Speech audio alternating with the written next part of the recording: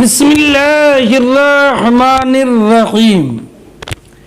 باب موت یوم الاثنین، یعنی یہ باب پیر کے دن انتقال کی فضیلت کے بیان میں، اس لیے کہ پیر کے دن نبی کریم صلی اللہ تعالی علیہ وسلم کا وصال ہوا۔ پیر کے دن کی کئی خصوصیات ہیں۔ سرکار کی پیدائش پیر کے دن، اور مکہ مکرمہ سے مدینہ طیبہ کے لیے ہجرت پیر کے دن، اور مدینہ طیبہ سرکار پہنچے پیر کے دن، فتح مکہ پیر کے دن، اور سورہ مائدہ کا نزول پیر کے دن، نبی کریم علیہ الصلوۃ والسلام کا وصال پیر کے دن۔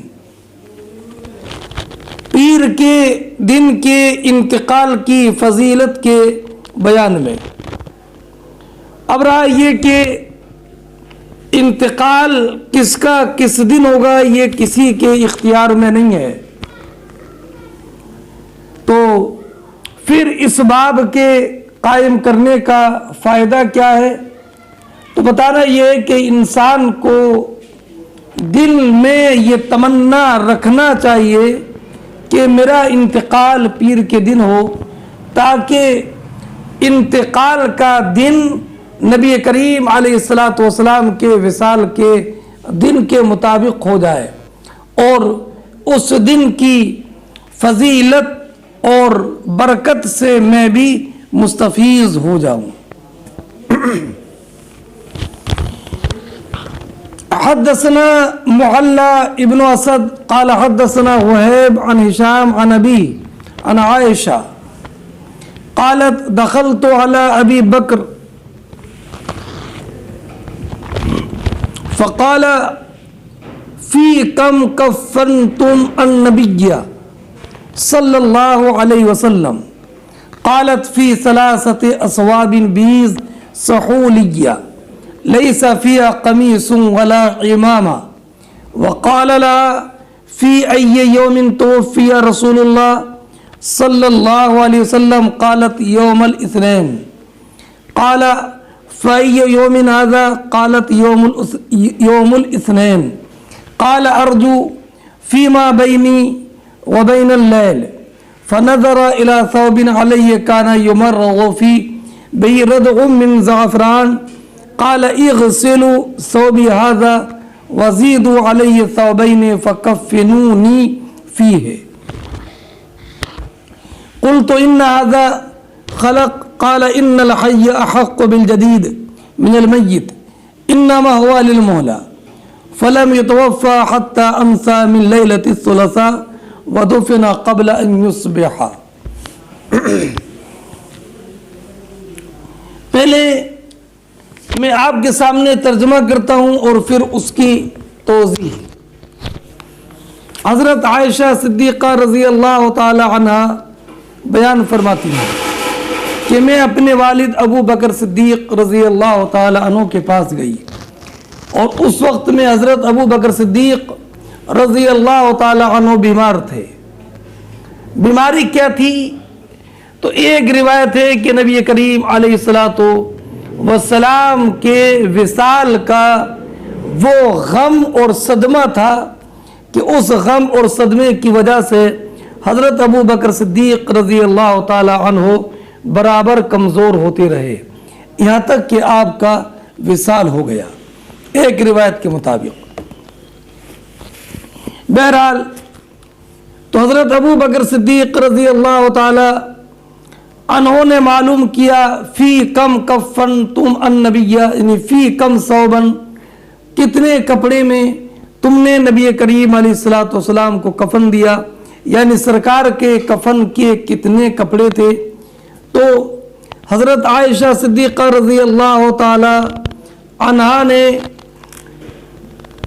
بتایا کہ 3 سفید سحولی یمنی کپڑے میں ہم نے نبی کریم علیہ الصلوۃ والسلام کو کفنایا. لیس فیہا قمیص ولا عمامہ، اور کفن میں سلا ہوا کرتا اور امامہ نہیں تھا. تو حضرت ابو بکر صدیق رضی اللہ تعالی عنہ نے پھر ام المومنین سے پوچھا کہ فی یوم توفی رسول اللہ، نبی کریم علیہ الصلوۃ والسلام کا وصال کس دن ہوا؟ تو قالت، حضرت عائشہ نے جواب دیا پیر کے دن. تو آپ نے پوچھا فَأَيُّ يَوْمٍ هَذَا، آج کون سا دن ہے؟ تو ام المومنین نے فرمایا کہ پیر کا دن. تو آپ نے فرمایا کہ ارجو فیما بینی و بین اللیل، میں امید کرتا ہوں کہ میری وفات اس وقت سے لے کر رات آنے کے درمیان، رات آنے تک ہو جائے گی، اور مجھے بھی یہ شرف حاصل ہوگا کہ میرا انتقال بھی دوشنبے یعنی پیر کے دن ہو، اور نبی کریم علیہ الصلوۃ والسلام کے یوم وصال سے میرا یوم انتقال مطابق ہو جائے. پھر فنظر الى ثوب علیہ کان یمرض فی، پھر آپ نے اپنے اس کپڑے کو دیکھا جو آپ کے بدن پر تھا. کان یمرض فی، جس میں بیماری کے دن گزر رہے تھے. بہی ردع من زعفران، جس پر زعفران کا دبا تھا. تو آپ نے فرمایا کہ اغسلوا ثوبی ھذا، میرے اس کپڑے کو دھو دینا، اور اس پر مزید 2 کپڑے بڑھا لینا. فکفنوا فیہما، اور اس کپڑے اور جو 2 کپڑے بڑھاؤ گی ان میں مجھے کفنا دینا، تاکہ میرا کفن بھی 3 کپڑے ہونے میں نبی کریم علیہ الصلوۃ والسلام کے کفن کے مطابق ہو جائے. تو فرمایا کہ یہ کپڑا میرا جو میرے جسم پر ہے، جس پر زعفران کا دھبا لگا ہے، اسے دھو دینا. حضرت عائشہ کہتی ہیں ام المومنین کہ میں نے کہا ان ھذا خلق، کہ والد محترم یہ تو پرانا کپڑا ہے. تو فرمایا ان الحی حق بالجدید من المیت، آپ نے فرمایا زندہ بنسبت مردے کے نئے کپڑے کا زیادہ حقدار ہے. انما ہوا للمولا، انما ہوا للمولا، یہ نیا کپڑا تو مہلت والے کے لیے ہے جس کو زندہ رہنا ہے، یہ مطلب ہے. اور انما للمولا کا ایک دوسرا مطلب بھی ہے کہ انما ہوا کا مرد کفن لیا جائے تو معنی یہ ہوگا کہ مردے کا کفن تو خون اور پیپ کے لیے ہے، اس کے لیے نئے کپڑے کی کیا ضرورت ہے.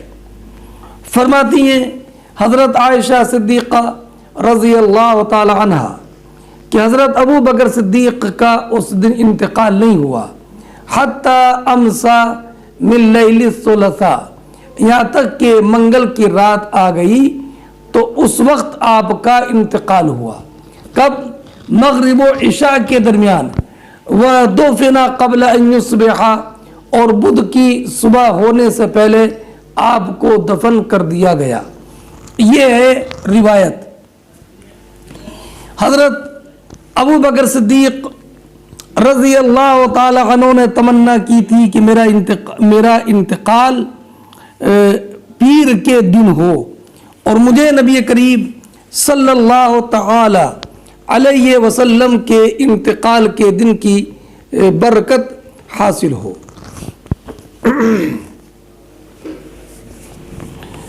اب اس اعتبار سے پیر کے دن کی، اس اعتبار سے کہ نبی کریم علیہ الصلوۃ والسلام کا وصال پیر کے دن ہوا، اس اعتبار سے پیر کے دن کی فضیلت اور دنوں پر ثابت ہوتی ہے. اس اعتبار سے اب یہ حدیث کا ترجمہ آپ نے سنا. اب یہاں پر چند ضروری باتیں آپ ذہن نشین کر لیجئے پہلے تو یہ کہ نبی کریم صلی اللہ تعالی علیہ وسلم کے سب سے زیادہ قریبی اور نبی کریم علیہ الصلوۃ والسلام کے حال اور نبی کریم کے تعلق سے امور کے سب سے بڑے عالم ابو بکر صدیق تھے. تو پھر ابو بکر صدیق رضی اللہ تعالیٰ عنہ نے اپنی بیٹی ام المومنین عائشہ صدیقہ سے یہ کیوں معلوم کیا کہ سرکار کا وصال کس دن ہوا اور سرکار کو کفن میں کتنے کپڑے دیے گئے. تو ذرا جواب ذہن نشین رکھیے گا، جواب ذہن نشین رکھیے گا کہ آپ حضرت ابو بکر صدیق نے سوال کیا کہ کتنے کپڑوں میں سرکار کو کفن دیا گیا، کفنایا گیا اور کس دن حضور کا وصال ہوا.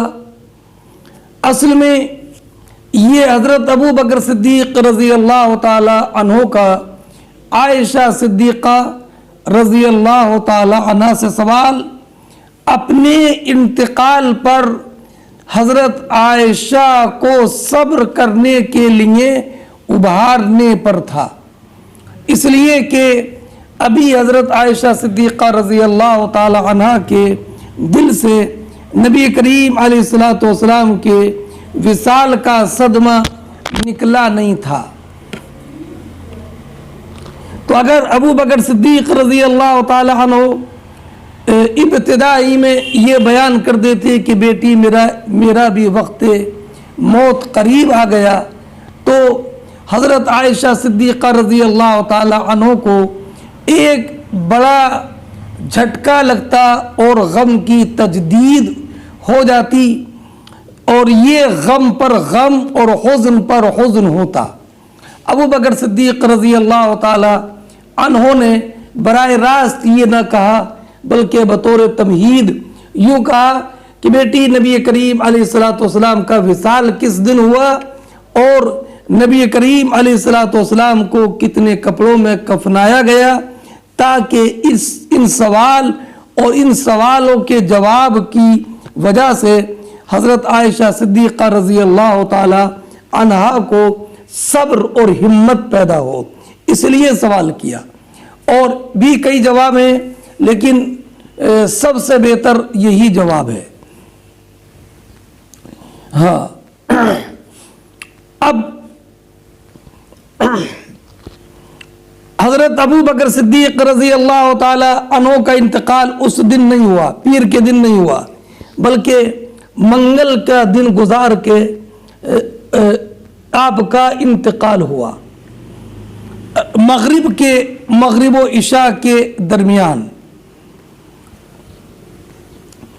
اور اس میں ایک دن کی تاخیر میں حکمت یہ تھی کہ چونکہ حضرت ابو بکر صدیق رضی اللہ تعالی عنہ نے نبی کریم علیہ الصلوۃ والسلام کے بعد مسلمانوں کے امور کو انجام دیا اور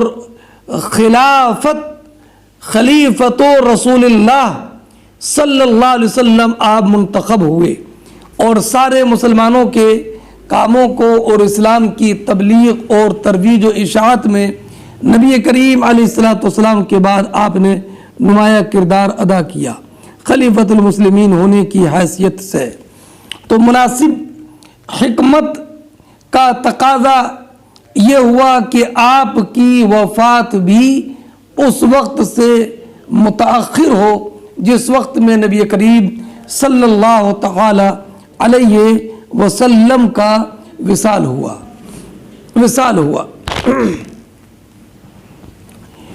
اور حضرت ابو بکر صدیق رضی اللہ تعالی عنہ نے جو تمنا کی کہ میری وفات بھی اسی دن ہو جس دن کے نبی کریم کا وصال ہوا، یہ اس وجہ سے تھا کہ چونکہ آپ نبی کریم علیہ الصلوۃ والسلام کی حیات ظاہری میں پوری زندگی نبی کریم کی اتباع اتباع میں تھے، اور یہاں تک کہ غار ثور میں بھی ساتھ، ہجرت میں بھی ساتھ، نمازوں میں ساتھ، جہاد میں ساتھ. تو آپ نے یہ ارادہ کیا کہ انتقال کے وقت میں بھی، جس دن انتقال ہو اس وقت میں بھی آپ کے انتقال کے وقت کی اتباع ہو جائے، اور کفن بھی اسی طرح کا ہو جو کفن نبی کریم. اب حضرت ابو بکر صدیق رضی اللہ تعالی عنہ نے اس کپڑے میں کفنانے کی وصیت کیوں کی جو آپ اپنے بیماری کے دنوں میں پہنے ہوئے تھے، اور یہ وصیت کی کہ ایک یہ کپڑا کفن میں رکھنا اور 2 کپڑے اور اس کے ساتھ اضافہ کر لینا. تو اس کا جواب یہ ہے کہ آپ نے بعین ہی اسی کپڑے کو اختیار کیا، اس کپڑے سے برکت حاصل کرنے کے لیے، اس لیے کہ آپ نے اس کپڑے کو پہن کر جہاد کیا تھا اور اس میں عبادت کی تھی. اور حضرت ابو بکر صدیق رضی اللہ تعالی عنہ سے اس کپڑے کو اس لیے بھی لگاؤ تھا کہ یہ کپڑا وہ ہے کہ جس کپڑے سے نبی کریم صلی اللہ تعالی علیہ وسلم کا جسم مبارک اور آپ کا دست مبارک مس ہوا تھا. لہذا آپ صلی اللہ علیہ وسلم کے دست مبارک اور جسد مبارک کے لگنے سے جو برکت حاصل ہوئی، اس تبرک کو اختیار کرنے کے لیے آپ نے اس کپڑے کو پسند کیا تھا اپنے کفن کے لیے. اب ورنہ مسلم شریف کی حدیث ہے کہ اذا کفن احدکم اخاہ فلیحسن کفنہ، کہ جب تم میں سے کوئی اپنے بھائی کو کفن دے تو اس کو اچھا کفن دے. اور ایک روایت میں اذا ولی احدکم اخاہ فلیحسن کفنہ، جب تم میں سے کوئی اپنے بھائی کا ولی ہو اس کے کفن کو اچھا دے. اور ایک روایت میں یہ ہے کہ اچھا کفن دو فإنهم يبعثون في أكفانهم ويتزاورون في أكفانهم، قیامت کے دن وہ اپنے کفنوں کے ساتھ اٹھیں گے اور وہ مردے ایک دوسرے سے ملاقات کرتے ہیں اپنے کفن کے ساتھ.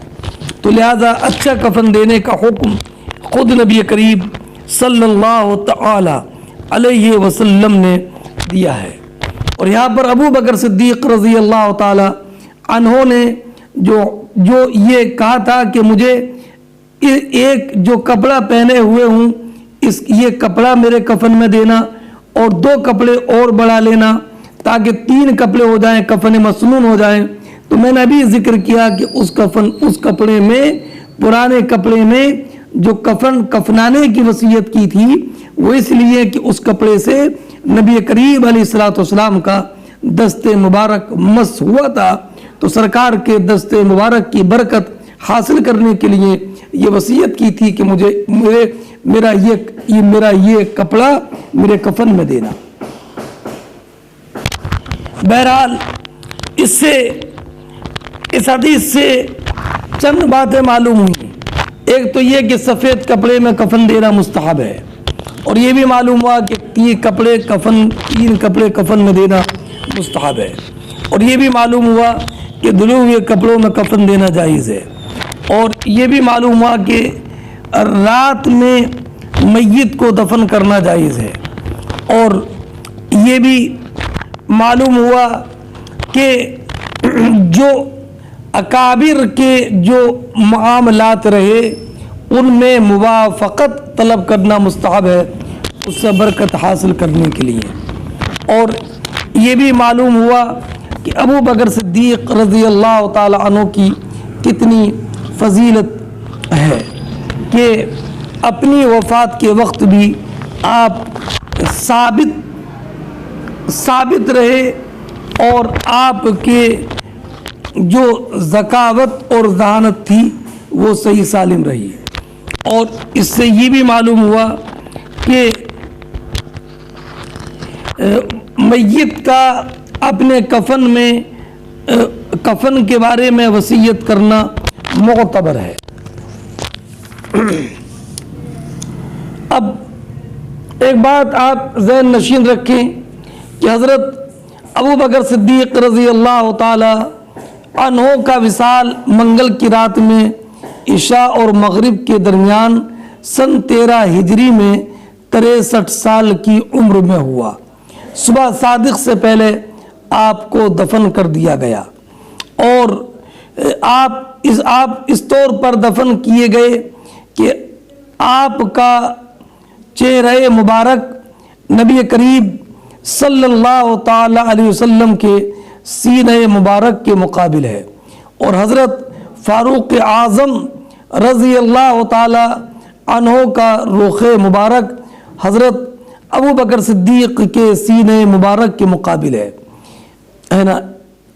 اسی وجہ سے حضرت عمر فاروق رضی اللہ تعالی عنہ کا مبارک پیر حجرہ مبارک کی مشرقی دیوار سے متصل تھا، یہاں تک کہ وہ ابھی حدیث آئے گی کہ جب ولید بن عبد الملک کے عہد حکومت میں حضرت عمر ابن عبدالعزیز نے حجرہ مبارکہ کی مشرقی دیوار گرا کر بنیاد کھدوائی تو حضرت عمر کا پاؤں کھل گیا تھا، جیسے کہ ابھی حدیث آتی ہے۔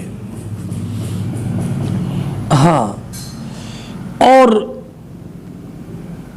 یہ جو کہا حضرت ابو بکر صدیق رضی اللہ تعالی عنہ نے کہ ان الحی حق بالجدید، کہ بے شک زندہ مردے کی بنسبت نئے کپڑے کا زیادہ حقدار ہے، یہ حضرت ابو بکر صدیق کی تواضع تھی۔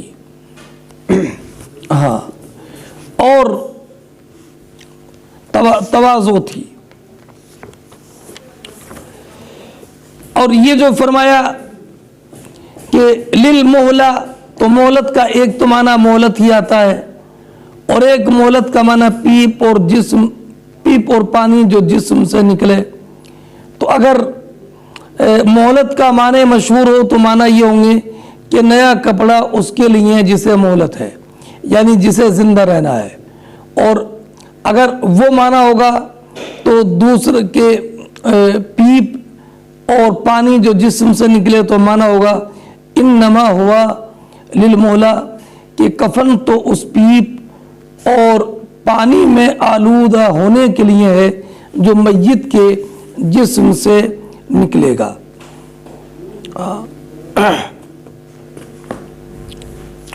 اب اگلی حدیث مبارک دیکھیے،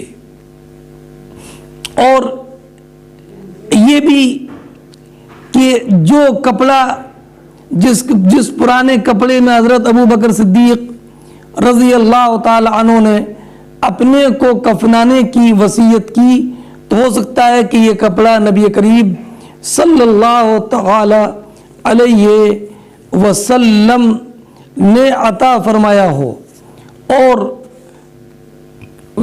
صلی اللہ علیہ وسلم نے عطا فرمایا ہو، تو آپ نے بطور تبرک اس کپڑے کو کفن کے لیے اس کو پسند کیا ہو۔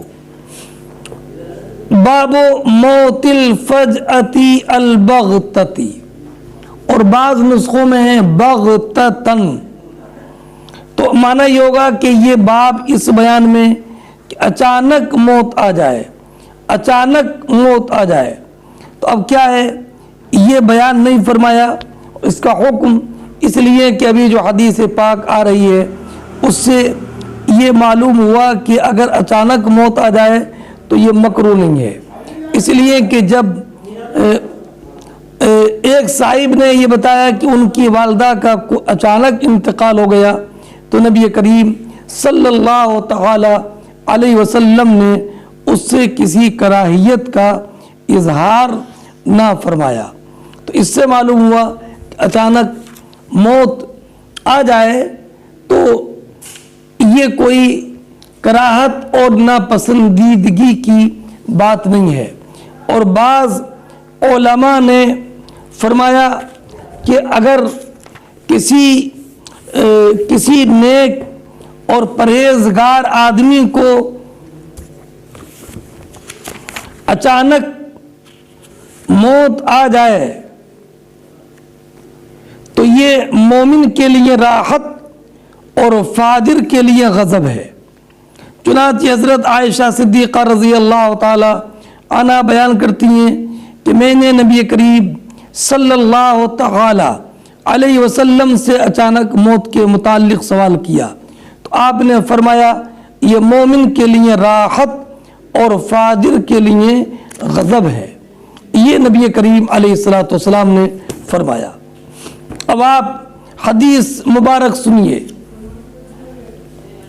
حدثنا سعید بن ابی مریم قال حدثنا محمد بن جعفر قال اخبرني هشام عن ابی عن عائشة ان رجلا قال للنبي صلی اللہ علیہ وسلم ان امی افتلتت نفسها واظنها لو تکلمت تصدقت فهل لها اجر ان تصدقت عنها قال نعم۔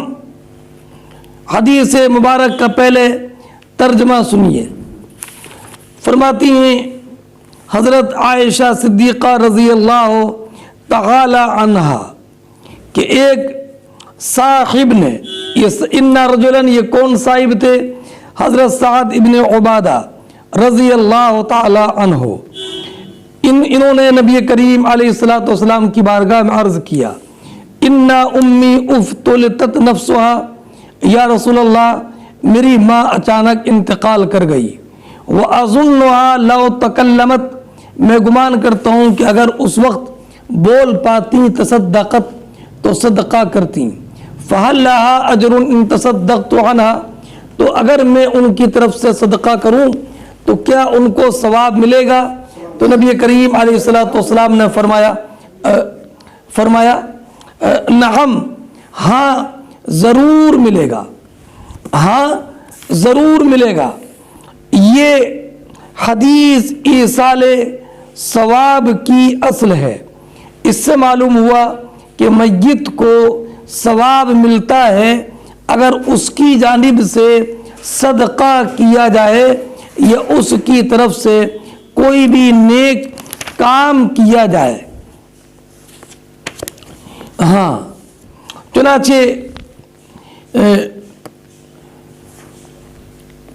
ایک حدیث میں ہے کہ حضرت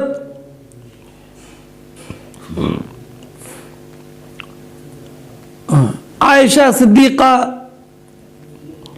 رضی اللہ تعالی عنہا بیان فرماتی ہیں کہ نبی کریم علیہ السلام نے ایک سینگوں والے مینڈے لانے کا حکم دیا۔ وہ مینڈا لایا گیا تاکہ آپ اس کی قربانی کریں تو آپ نے فرمایا کہ عائشہ چھری لاؤ، پھر فرمائے چھری کو پتھر سے تیز کرو۔ انہوں نے اس چھری کی دھار تیز کی، پھر آپ نے اس چھری کو پکڑ کر اس مینڈے کو گرایا، پھر اسے ذبح کرنے لگے۔ پھر آپ نے یہ دعا کی اے اللہ اس کو محمد اور آل محمد اور امت محمد کی طرف سے قبول فرما۔ پھر آپ نے اس کی قربانی کی۔ تو اب اے اللہ اسے آل محمد اور امت محمد کی طرف سے قبول فرما، یہ اس بات کی دلیل ہے کہ دوسرے کی طرف سے اگر عمل کیا جائے تو اس کا ثواب اس کو پہنچتا ہے۔ چنانچہ ایک دوسری حدیث ہے بخاری شریفی میں ہے کہ حضرت عبداللہ ابن عباس بیان فرماتے ہیں کہ ایک شخص نبی کریم کے پاس آیا اور عرض کیا کہ میری بہن نے حج کی نظر مانی تھی اور وہ فوت ہو گئی۔ تو نبی کریم علیہ السلام نے فرمایا اگر اس پر قرض ہوتا تو کیا تم اس کا قرض ادا کرتے؟ انہوں نے کہا جی ضرور ادا کرتا۔ تو آپ نے فرمایا کہ اللہ کا قرض ادا کرو، وہ قرض کی ادائیگی کا زیادہ مستحق ہے۔ تو اللہ کا قرض حسن، تو اس سے بھی معلوم ہوا کہ اگر مرنے والے کی طرف سے کوئی نیک کام کیا جائے تو اس کا ثواب پہنچتا ہے۔ چنانچہ اس حدیث کے تحت علامہ عینی فرماتے ہیں کہ اس حدیث سے معلوم ہوا کہ میت کی طرف سے صدقہ کرنا جائز ہے اور اس سے میت کو فائدہ پہنچتا ہے۔ حضرت انس رضی اللہ تعالی عنہ بیان کرتے ہیں کہ میں نے نبی کریم صلی اللہ تعالی علیہ وسلم سے سوال کیا، ہم اپنے مردوں کے لیے دعا کرتے ہیں اور ان کی طرف سے صدقہ کرتے ہیں اور حج کرتے ہیں، کیا ان کی طرف پہنچتا ہے؟ تو آپ نے فرمایا یہ ان کی طرف پہنچتا ہے اور وہ اس سے خوش ہوتے ہیں جیسے تم میں سے کوئی شخص ہدیے سے خوش ہوتا ہے۔ تو اس سے بھی یہ معلوم ہوا کہ اگر صدقہ کیا جائے یا کوئی بھی نیک عمل کیا جائے تو اس کا ثواب پہنچتا ہے اس مرنے والے کو۔ اچھا، ایک روایت اور ذکر کی ہے کہ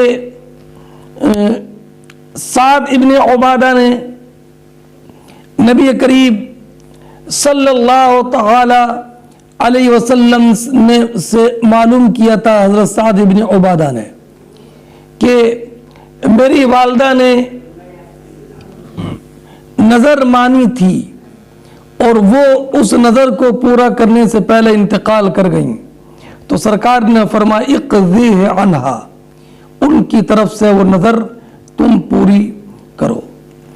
اور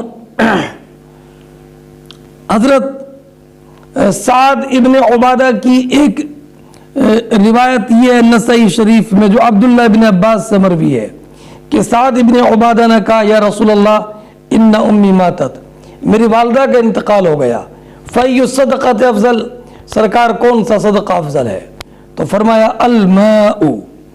اور ابو ہریرہ کی روایت ہے کہ ایک صاحب نے نبی کریم علیہ السلام سے عرض کیا یا رسول اللہ میرے والد کا انتقال ہو گیا اور انہوں نے مال چھوڑا، کوئی وصیت نہ کی، تو کیا میں ان کی طرف سے صدقہ کروں؟ تو فرمایا نعم، ہاں۔ تو اس سے یہ معلوم ہوا کہ صدقہ میت کی طرف سے۔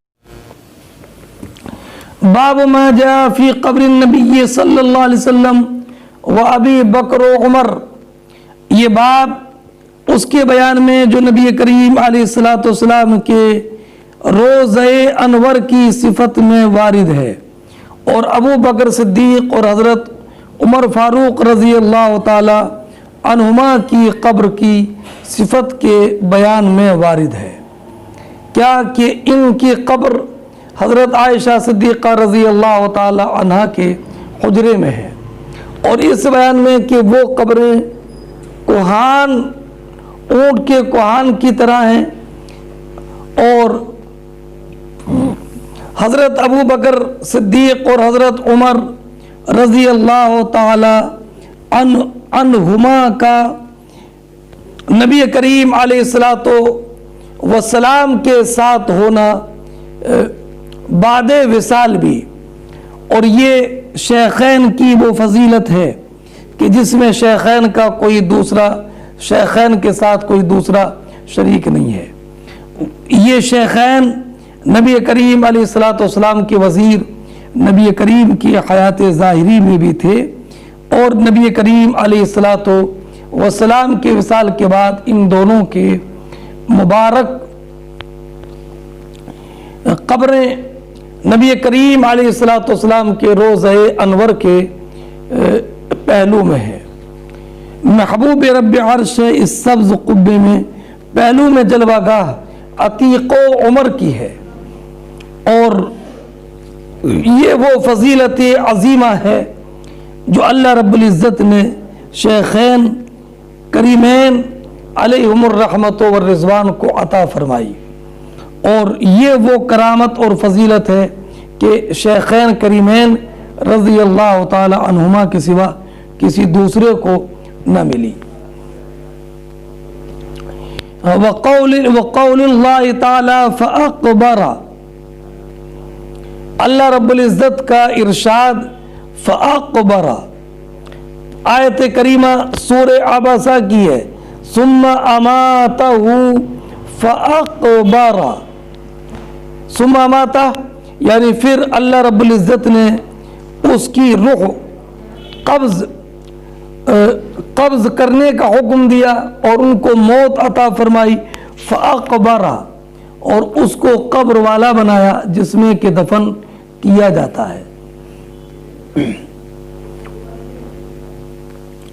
اور یا فَأَقْبَرَ کا معنی یہ ہے کہ موت بھی دی اور موت کے بعد میں اس کے لیے وہ بنایا کہ جو اس کو قبر میں دفن کرے، ہے نا. اور انسان پر یہ بھی احسان ہے کہ انسان کو قبر میں داخل کرنے والے بنائے، انسان کو درندے اور پرندوں کے لیے نہیں چھوڑا تاکہ انسان مکرم رہے زندگی میں بھی اور مرنے کے بعد بھی. ہاں،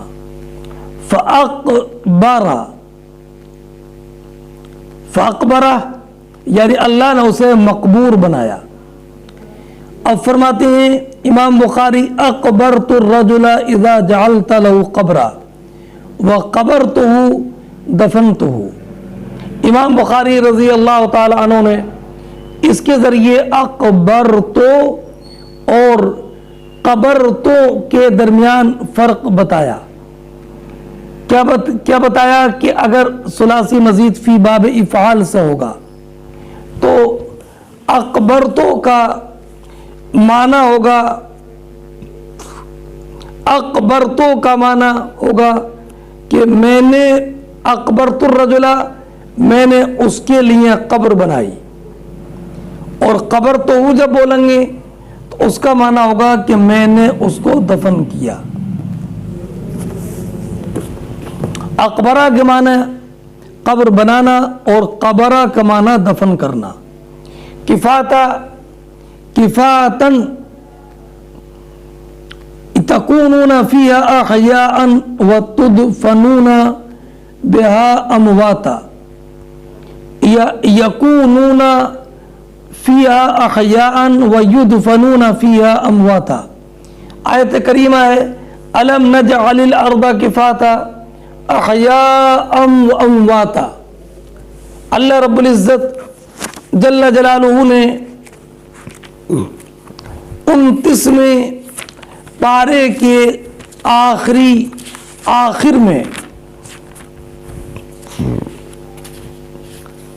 میں جو سورہ المرسلات ہے اس میں ارشاد فرمایا الم نجعل الارض کفاتا، کہ ہم نے زمین کو جمع کرنے والی نہ کیا، احیاء و امواتا، تمہارے زندوں اور مردوں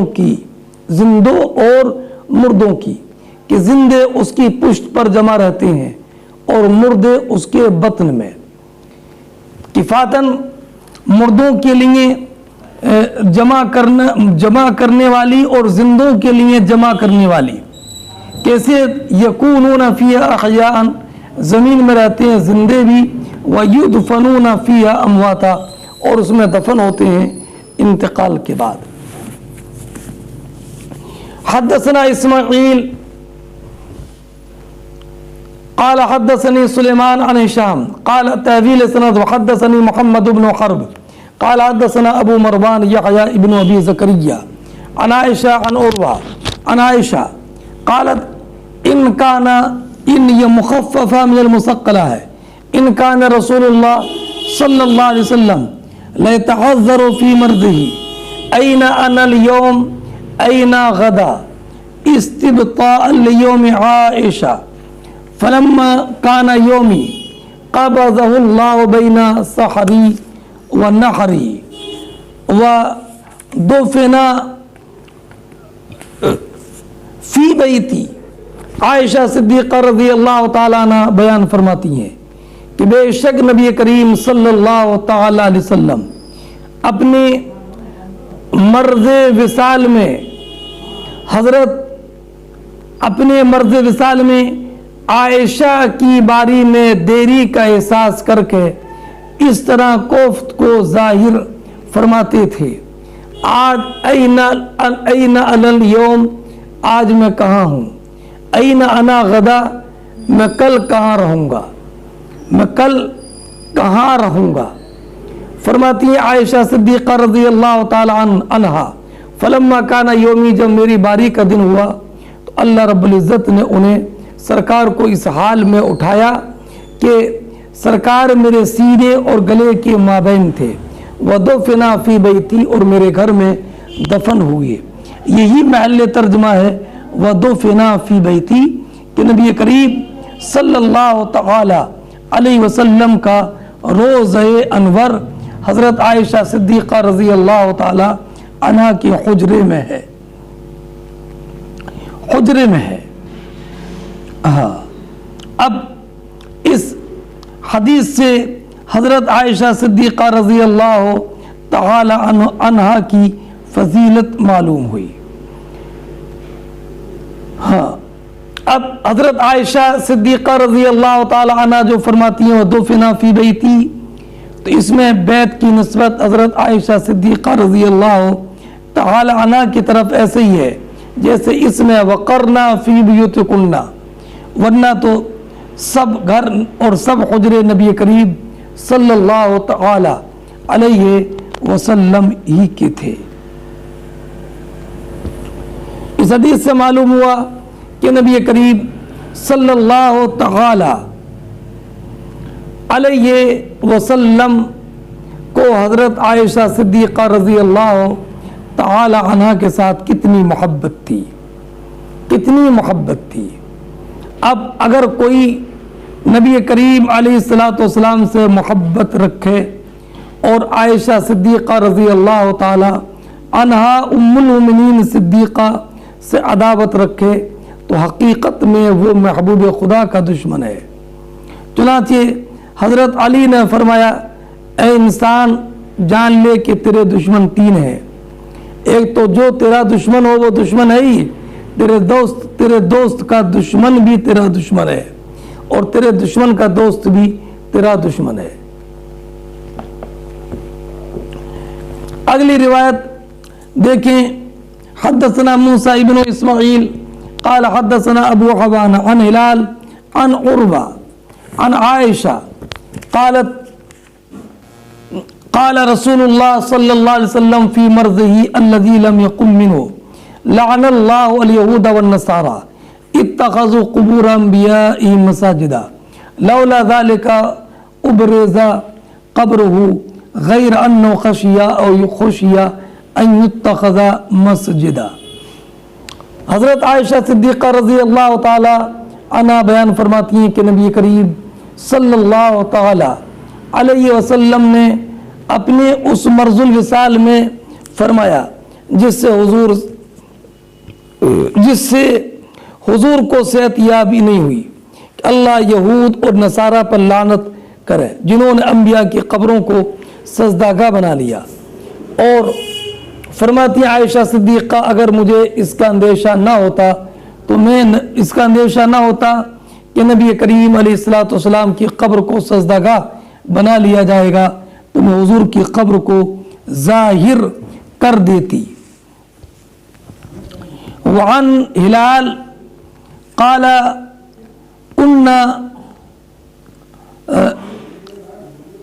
क़ाल कन्नानी उर्वतु ब्नु ज़ुबैर वलम यूलद ली वलम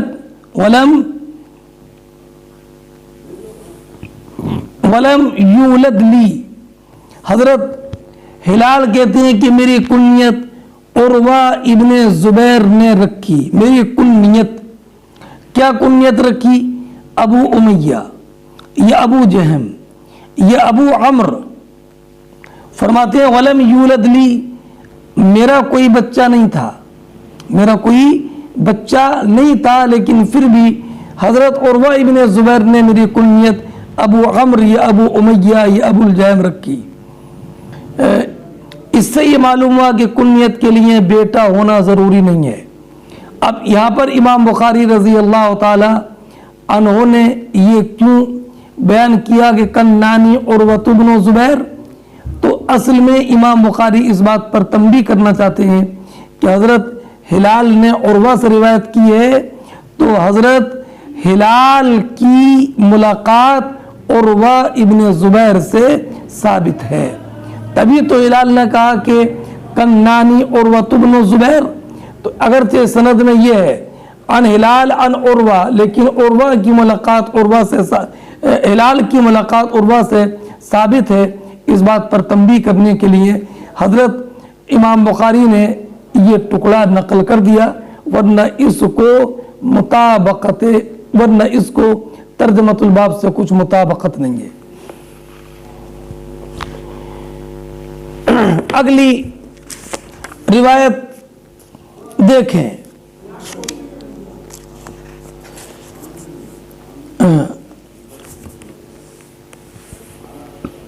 حدثنا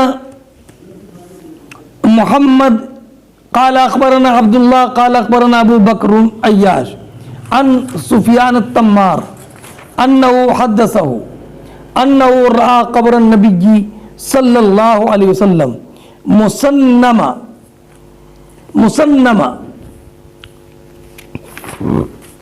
فرماتے ہیں ابو بکر ابن عیاش سفیان تمار سے روایت کر کے کہ سفیان ابن تمار نے ان کو بتایا کہ انہوں نے نبی کریم صلی اللہ تعالی علیہ وسلم کی قبر مبارک دیکھی ہے. سبحان اللہ. کیسی دیکھی ہے؟ مسنمہ. وہ کوہان کی طرح تھی، وہ کوہان کی طرح تھی. اس سے معلوم ہوا کہ نبی کریم علیہ الصلوۃ والسلام کی قبر کوہان کی طرح تھی، یعنی زمین سے اٹھی ہوئی تھی اور بلند تھی اور بالکل چبوترے کی طرح بالکل برابر نہیں تھی، بلکہ کوہان کی طرح تھی جیسے کہ عموماً قبروں کو بنایا جاتا ہے. اور امام مالک، امام احمد اور امام اعظم رضی اللہ تعالی انہوں نے یہی فرمایا کہ قبروں کو کوہان کی طرح بنانا مستحب ہے.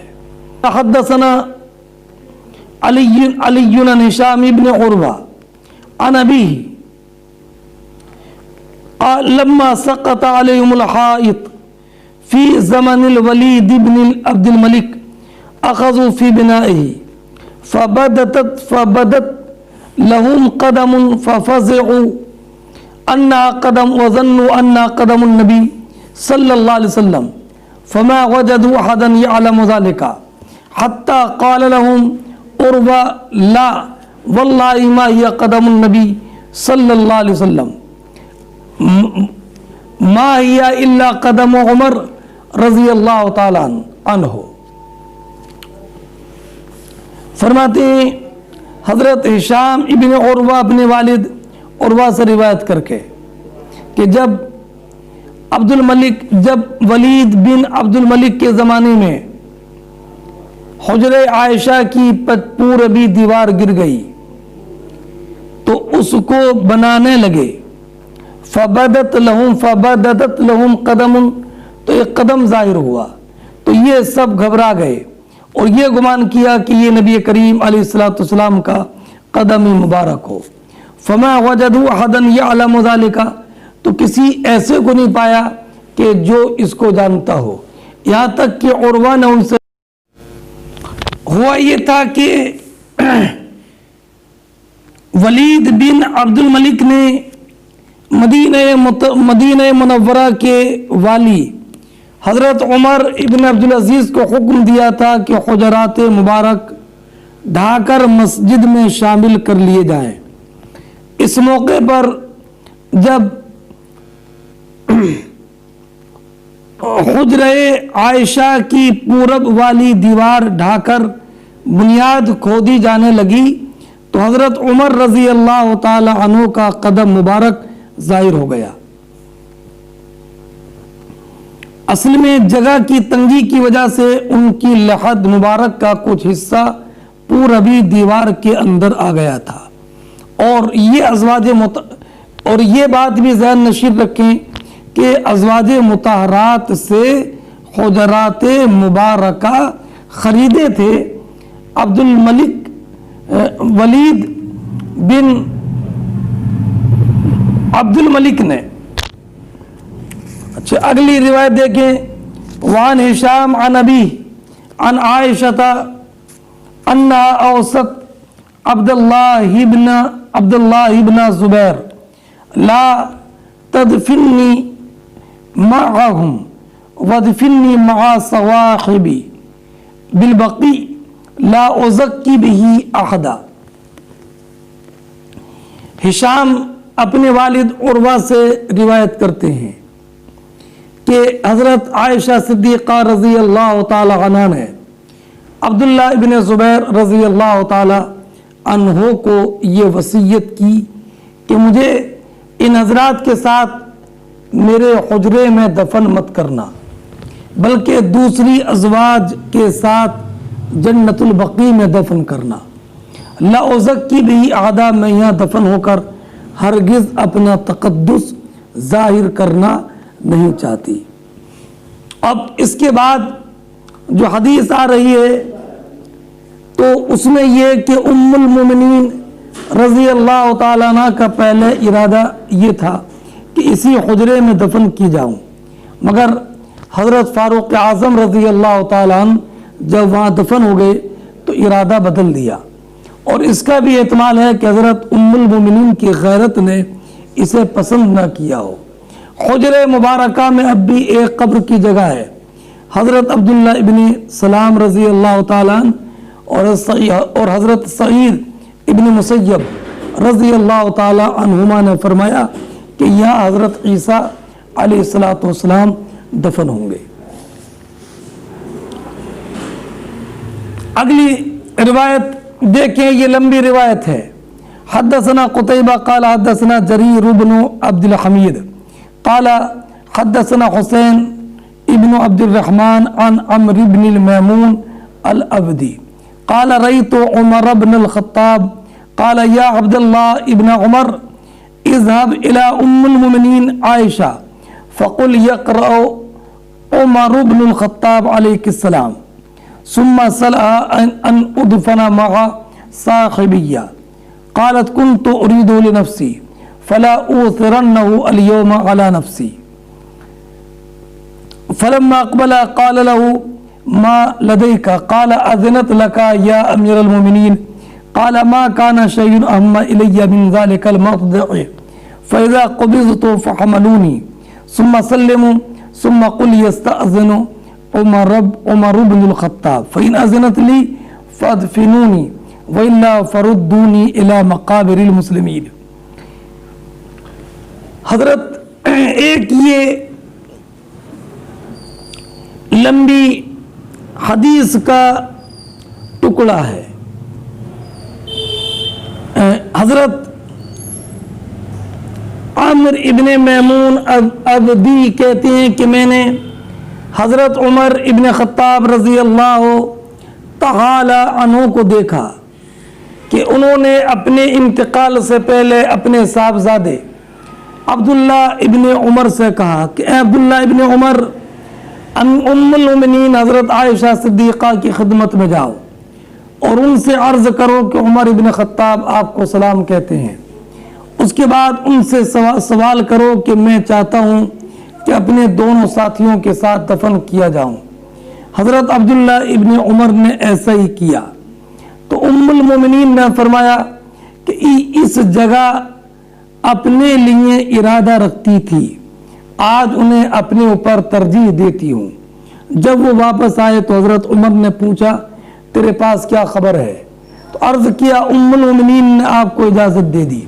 तो फरमाया इस आराम गाह से ज़्यादा मेरे नज़दीक कोई चीज़ अहम न थी। जब मेरी रूह कब्ज़ हो जाए तो फिर मुझे उठाकर दरे दौलत पर ले जाना और फिर सब लोग सलाम अर्ज़ करना। उसके बाद अब्दुल्ला तुम अर्ज़ करना कि उमर इब्न ख़त्ताब आपसे इजाज़त तलब करता है, फिर अगर इजाज़त मरहमत फरमाए तो मुझे वहाँ दफन करना, वरना मुसलमानों के कब्रिस्तान में लुटा देना।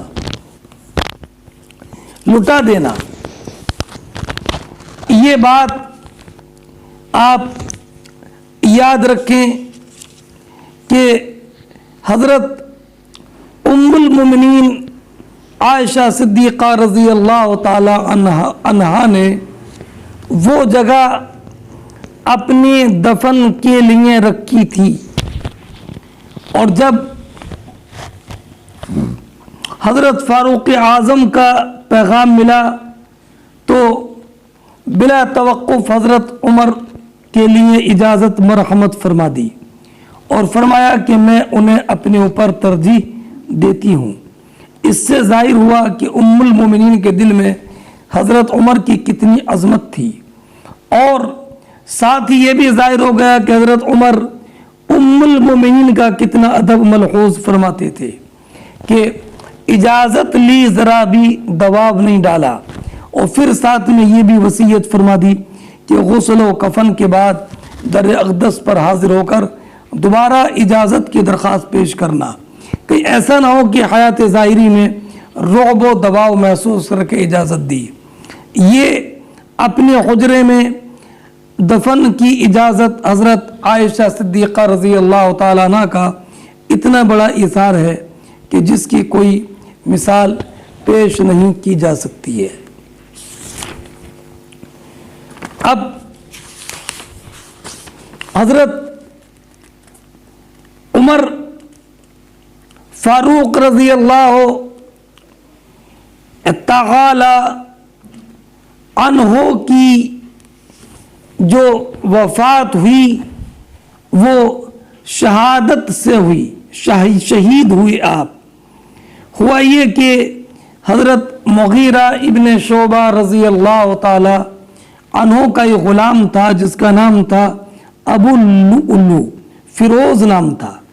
ایک دن وہ راستے میں حضرت فاروق اعظم کو ملا اور درخواست کی کہ میرے اوپر میرے آقا نے 1 دینار یومیہ مقرر کر رکھا ہے، آپ اس میں کچھ تخفیف کرا دیں۔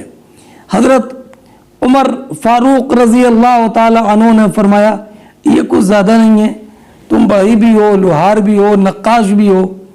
پھر آپ نے فرمایا کہ میں نے سنا کہ تو ایسی چکی بناتا جو ہوا سے چلے، تو اس نے کہا کہ میں آپ کے لیے ایسی چکی بنا دوں گا جس کا غلغلہ پوری دنیا میں ہوگا۔ حضرت فاروق اعظم نے فرمایا یہ مجھے دھمکی دے رہا ہے۔ دوسرے دن ابو لؤلؤ دھاردار زہر آلود خنجر لیے ہوئے مسجد میں چھپ گیا۔ جب نماز فجر کی جماعت کا وقت ہوا، حضرت فاروق اعظم نماز کے لیے مسجد میں آئے اور مصلی پر کھڑے ہوئے تو پیچھے سے ابو لؤلؤ نے آ کر خنجر سے حملہ کر دیا۔ 3 یا 6 زخم لگائے، اور ایک اتنا شدید زخم تھا کہ ناف پار کر گیا۔ حضرت عمر یہ فرماتے ہوئے کہ مجھے کتے نے مار ڈالا، مجھے کتے نے مار ڈالا، گر پڑے۔ ابو داود 2 طرفہ خنجر چلاتا ہوا بھاگا، 13 آدمیوں کو زخمی کیا جن میں 6 کا وصال ہو گیا۔ حضرت عبد الرحمن ابن عوف نے اس پر چادر پھینک کر اسے دبوچ لیا، تو پھر اس نے اسی خنجر سے خودکشی کر لی۔ حضرت عمر نے عبد الرحمن ابن عوف کو نماز پڑھانے کا حکم دیا، اور لوگ حضرت عمر کو اٹھا کر گھر لائے۔ گھر آ کر دریافت فرمایا کہ مجھے کس نے قتل کیا ہے۔ جب اللہ رب العزت کا شکر ادا کیا کہ کسی مسلمان کا ہاتھ ان کے خون سے رنگین نہ ہوا، پھر طبیب کو بلایا گیا۔ طبیب نے نبیذ پلائی جو بعینہ زخم سے باہر نکلی۔ چونکہ نبیذ کا رنگ بھی سرخ ہوتا ہے، اس لیے یہ صحیح تشخیص نہ ہو سکی کہ نبیذ ہی نکلی ہے یا خون۔ پھر دودھ پلایا گیا تو یہ بھی زخم سے باہر آ گیا۔ تو اب طبیب نے عرض کر دیا کہ اب امید زیست نہیں ہے، آپ کو جو کچھ وصیت کرنا ہے وصیت کر دیجئے۔ اس کے بعد خلیفہ کے انتخاب کے لیے مجلس شورا مقرر ہوئی، اور ام المومنین حضرت عائشہ صدیقہ سے حجرہ مبارکہ میں دفن ہونے کی اجازت طلب فرمائی۔ 3 دن کے بعد وصال فرمایا، اور یہ حادثہ سن 23 ہجری کا ہے۔ عمر شریف آپ کی 63 سال ہوئی، اور مدت خلافت 10 سال 6 مہینے کچھ دن ہے۔ یہ واقعہ ذہن نشین رکھیے. اب سنیے. فرمایا انی لا اعلم احدا حق بهذا الامر من هؤلاء النفر الذين توفي رسول الله صلی اللہ علیہ وسلم وهو عنهم راغ. فرمایا حضرت عمر فاروق رضی اللہ تعالی عنہ نے کہ میں خلافت کا زیادہ حقدار اس گروہ سے زیادہ کسی کو نہیں جانتا جن سے نبی کریم صلی اللہ تعالی علیہ وسلم راضی رہتے ہوئے دنیا سے تشریف لے گئے. فمن استخلفوا بعدی فهو الخلیفہ. تو میرے بعد یہ لوگ جسے خلیفہ بنا دیں وہ خلیفہ ہے. فاسمعوا له واطیعوا. اس کی بات سننا اور اطاعت کرنا. یعنی یہ جماعت وہ مبارک جماعت ہے کہ جن سے نبی کریم علیہ الصلوۃ والسلام راضی تھے اور سرکار دنیا سے تشریف لے گئے اس حال میں کہ سرکار ان سے راضی تھے. اب یہ لوگ جس کو خلیفہ بنائیں اس کو خلیفہ ماننا اور اس کی اطاعت کرنا. یہ کون لوگ ہیں کہ جن کو حضرت امیر المومنین نے خلیفہ منتخب کرنے کی ذمہ داری دی تھی؟ تو عثمان، علی، طلحہ ابن عبید اللہ، زبیر ابن عوام، عبد الرحمن ابن عوف، سعد بن ابی وقاص. وولد علیہ شاب من الانصار. اور امیر المومنین کی خدمت میں انصار کا ایک جوان حاضر ہوا اور عرض کیا ابشر یا امیر المومنین، اے امیر المومنین آپ کو اللہ رب العزت کی جانب سے بشارت ہو. کان لکا من القدم. آپ قدیم الاسلام ہیں.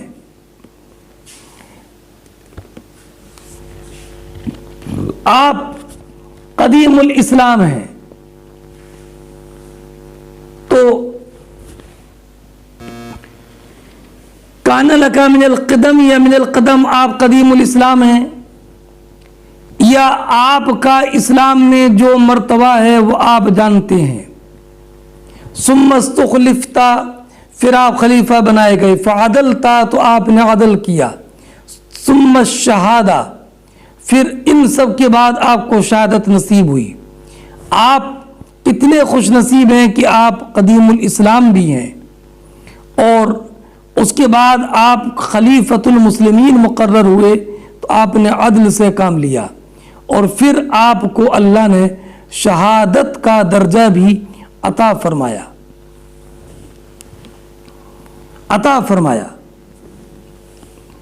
تو فقال لیتنی یا ابن اخی وذالک کفاف لا علی ولا الی. تو حضرت امیر المومنین نے فرمایا اے میرے بھتیجے، کاش کہ یہ سب برابر سرابر ہو جائے، نہ مجھ پر عذاب ہو اور نہ ثواب ملے. اللہ اکبر. یہ ہے حضرت امیر المومنین فاروق اعظم کی خشیت. فرمایا کہ بس یہ سمجھو کہ میں نے جو کچھ بھی کیا اور جو بھی مجھ سے خدمت ہوئی اور جو میری نیکیاں ہیں وہ سب برابر میں چھوٹ جائیں کہ نہ مجھے ثواب ملے اور نہ مجھ پر عذاب ہو. تو یہ بہت بڑی بات ہے. اللہ اکبر کبیرہ.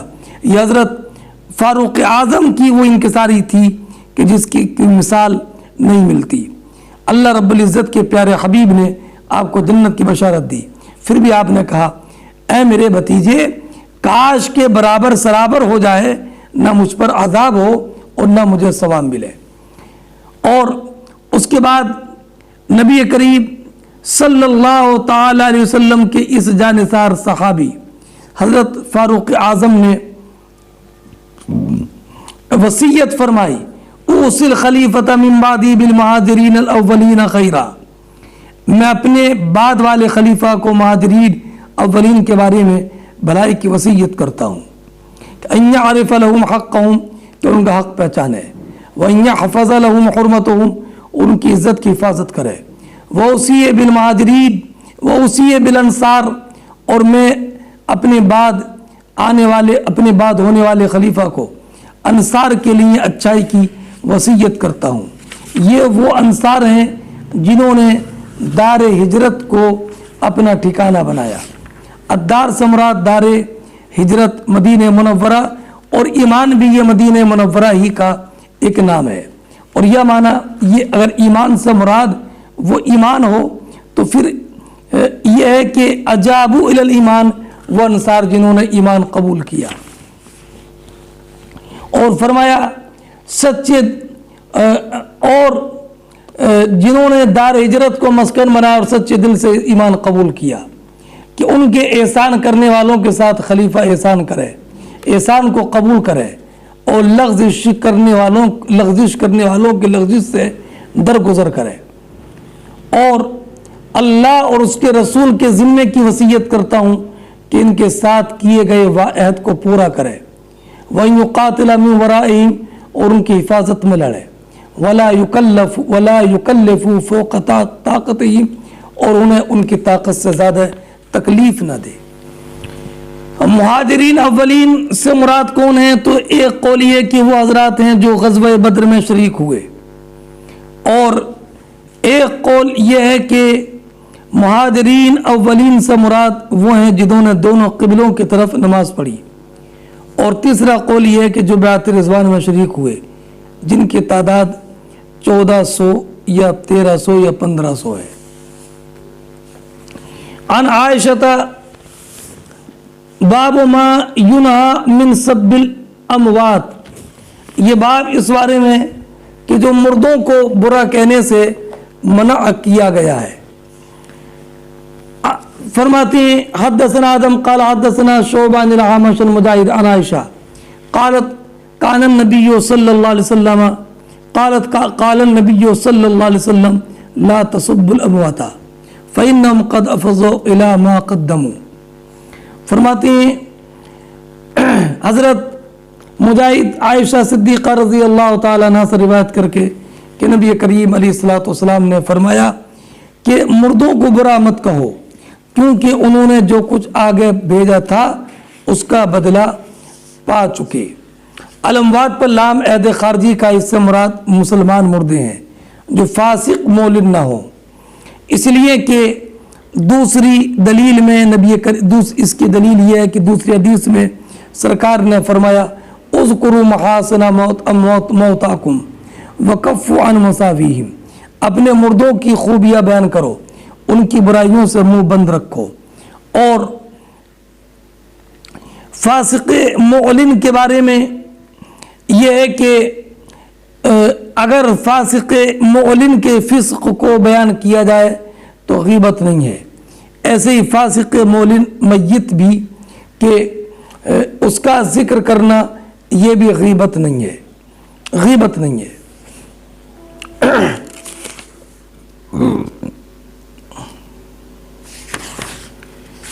اب آگے باب ذکر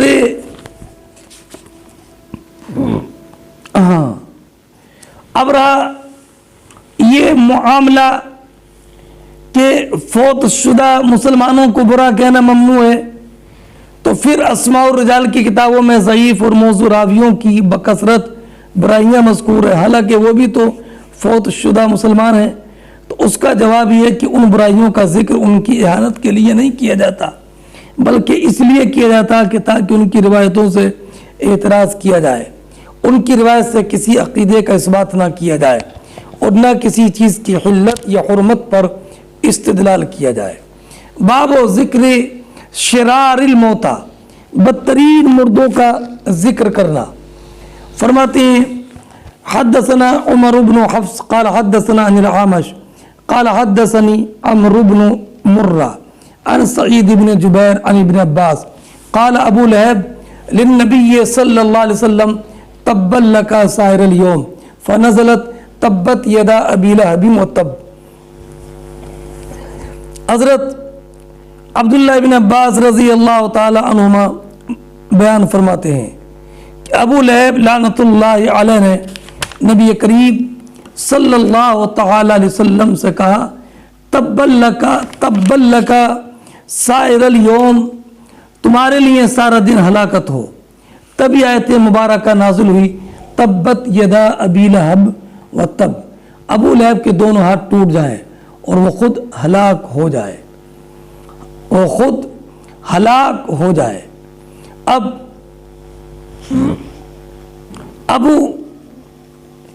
इस हदीस से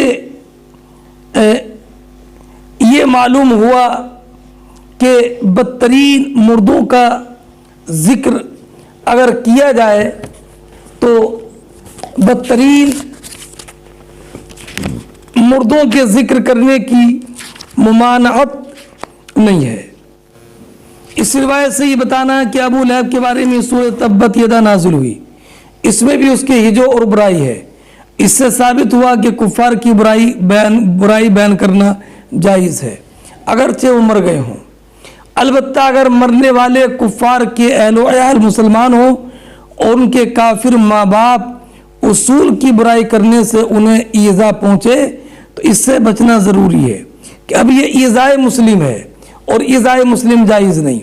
जैसे कि हज़रत अब्दुल्लाह इब्न अब्बास ही से रिवायत है कि किसी अंसारी ने हज़रत अब्बास के किसी ऐसे रिश्तेदार को जो कि अहदे जाहिलियत में मर चुके थे बुरा कहा, तो अब मुश्तइल होकर हज़रत अब्बास ने उस अंसारी को पत्थर मार दिया। इस पर अंसार भड़क गए, कहने लगे हम इंतकाम लेंगे, यहाँ तक कि हथियार लगा कर आ गए। इसकी इत्तला जब नबी करीम अलैहिस्सलाम को ही तो आप मिंबर पर तशरीफ़ ले गए और अंसार से फरमाया, अब्बास मुझसे हैं और मैं इनसे हूँ, हमारे मुर्दों को बुरा ना कहो कि हमारे जिंदों को अजियत ना कहो कि हमारे जिंदों को अजियत पहुँचाओ। अंसार ने अर्ज़ की, हम हुजूर के गज़ब से अल्लाह की पनाह चाहते हैं। एक दफ़ा अबू लहब की साहबजादी हज़रत सुबैआ रज़ी अल्लाह ताला अन्हा को किसी ने बिनते हतबन नार कह दिया, तो उन्होंने नबी करीम अलैहिस्सलाम की खिदमत में शिकायत की तो नबी करीम ने इरशाद फरमाया, मा बालु अक़वामिन युज़ूननी फ़ी क़राबती मन आज़ानी फ़क़द आज़ल्लाह, कि उन लोगों का क्या हाल है जो मेरी क़राबत की वजह से मुझे ईज़ा देते हैं, जिसने मुझे ईज़ा दी उसने अल्लाह को ईज़ा दी। बहरहाल तो इससे ये मालूम हुआ कि मुसलमानों को इंतकाल के बाद बुरा कहना या उनकी ग़ीबत करना ये जायज़ नहीं है। अलबत्ता अगर ज़रूरत हो, जैसे रावियान हदीस पर जरा या गवाहों पर जरा वग़ैरह, तो बज़रूरत उनके जो अयूब हैं उनका बयान करना जायज़ है, बिला ज़रूरत जायज़ नहीं है।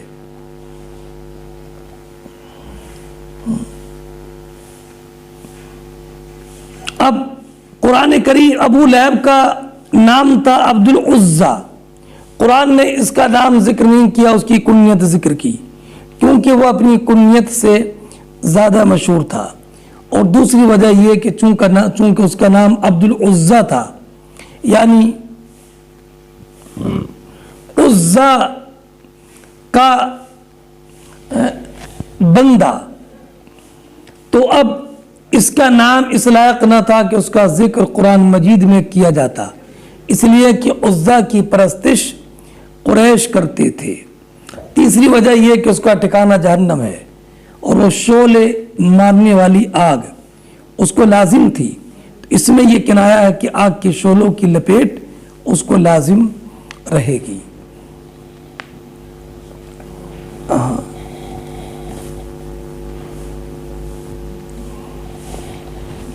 अब हज़रत इमाम बुखारी ने यह हदीस यहाँ पर इख्तिसार के साथ जिक्र की है। असल में यह है कि जब यह आयत मुबारक नाजिल हुई वअन्ज़िर अशीरतकल अक़रबीन, तो नबी करीम ने सफ़ा की पहाड़ की صفا پہاڑ پر چڑھ کر یہ ندا کی کہ اے بنی فہر، اے بنی عدی، یہ سب قریش کی شاخیں ہیں۔ جب سب لوگ جمع ہو گئے تو ابو لہب اور دیگر قریش آئے۔ آپ نے فرمایا اگر میں تم کو یہ خبر دوں کہ اس وادی میں ایک لشکر ہے جو تم پر حملہ کرنے والا ہے، کیا تم میری تصدیق کرو گے؟ سب نے کہا کہ ہاں، ہم نے جب بھی تجربہ کیا تمہاری خبر سچ تھی۔ آپ نے فرمایا میں تم کو اس سخت عذاب سے ڈرانے والا ہوں جو تمہارے سامنے ہے۔ تو ابو لہب نے اس وقت کہا تھا کہ تبا لکا سائر الیوم، تمہارے لیے سارا دن ہلاکت ہو۔ کیا تم نے اس لیے ہم کو جمع کیا تھا؟ تب یہ آیت نازل ہوئی، تبت یدا ابی لہب وتب ما اغنی عنہ مالہ وما کسب، ابو لہب کے دونوں ہاتھ ٹوٹ جائیں اور وہ خود ہلاک ہو جائے۔